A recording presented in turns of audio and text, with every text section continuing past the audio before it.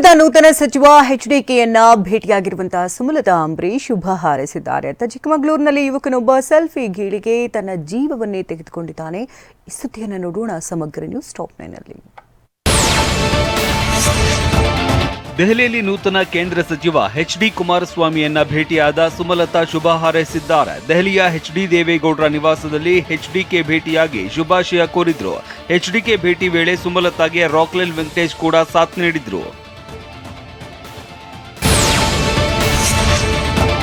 ದಕ್ಷಿಣ ಕನ್ನಡ ಲೋಕಸಭಾ ಕ್ಷೇತ್ರದಲ್ಲಿ ಕಾಂಗ್ರೆಸ್ಗೆ ಸೋಲು ವಿಚಾರವಾಗಿ ಮಾತನಾಡಿದ ಉಸ್ತುವಾರಿ ಸಚಿವ ದಿನೇಶ್ ಗುಂಡೂರಾವ್, ಸೋತರೂ ಅಂತರ ಕಡಿಮೆಯಾಗಿದೆ ಅಂತ ಹೇಳಿದ್ದಾರೆ. 100ಕ್ಕೆ 100 ಗೆಲ್ತೀವಿ ಎಂದಿರಲಿಲ್ಲ, ಜಯ ಕಷ್ಟ ಅಂತ ಗೊತ್ತಿತ್ತು. ಪದ್ಮರಾಜ್ ಒಳ್ಳೆ ಅಭ್ಯರ್ಥಿ, ಅವರು ಕೂಡ ಶ್ರಮ ಪಟ್ಟಿದ್ದಾರೆ. ಆದರೂ ಕೇಂದ್ರದಲ್ಲಿ ಜನ ಮೋದಿಗೆ ಪಾಠ ಕಲಿಸಿದ್ದಾರೆ ಅಂತ ಸಚಿವರು ಹೇಳಿದ್ರು.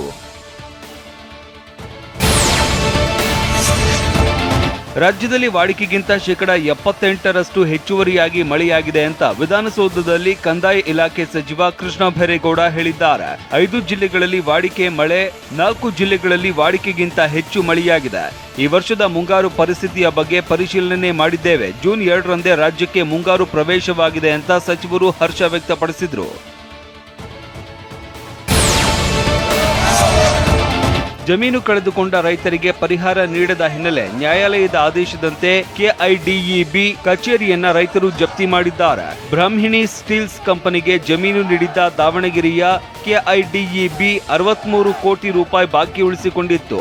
ಪ್ರತಿ ಎಕರೆಗೆ 5 ಲಕ್ಷದಂತೆ ಜಮೀನು ಖರೀದಿಸಲಾಗಿತ್ತು. ಆದರೆ ಪರಿಹಾರ ನೀಡದೆ ಸತಾಯಿಸ್ತಾ ಇತ್ತು.